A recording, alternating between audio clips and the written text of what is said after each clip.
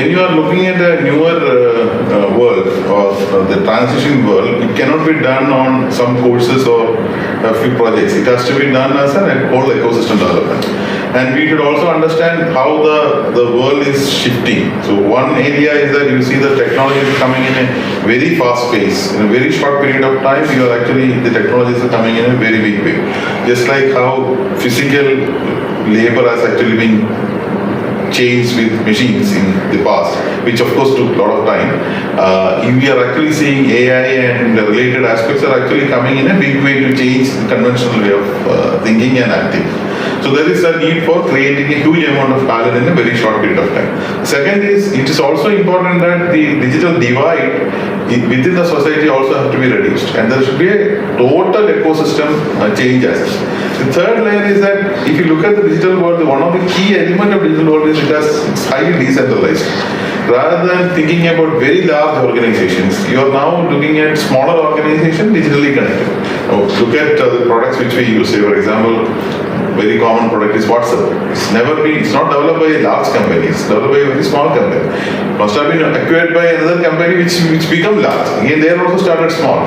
So you see a world around us in many of the products, many of the tools which we currently use, these are all not coming from very large organizations. They are coming from smaller organizations and maybe larger organizations aligned with it. Now, this means there is a huge scope and a need for academic institutions to play the role of a incubation space, supporting innovative ideas, etc.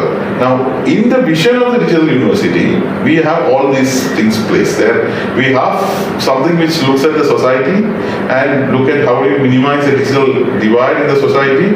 When I say digital divide in the society, we are not speaking about people who are economically weak or socially weak. It's not so. Even people who are pretty literate and having economic power, maybe because of their age, they may have a digital handicap, or they may be in places where technology may not be available. So all those aspects have to be addressed very fast. And that is basically, we have a set of social developmental projects. We are also thinking about developing a set of digital fellows to address that. That is one side of it. Second side of it, within the university, we have programs which addresses the talent shortage. And these programs are, many of them are offered online format so that numbers can be large. Then we also have very strong emphasis on incubation and entrepreneurship, including faculty and the students and even outside people. So in other words, as a scheme, university think about looking at the entire value chain. Now, of course, that is a plan. When we start implementing it, it takes time for us to do all of them. But your point that creating an ecosystem is extremely essential. And as a first step, we actually work very closely with Kerala Development Innovation Strategy Council to create a roadmap for Kerala to transit into a knowledge economy. So basically converting Kerala into a knowledge society. How do you actually create a knowledge economy here? So we played a very critical role in that creation of a strategy paper and a strategic roadmap for the government.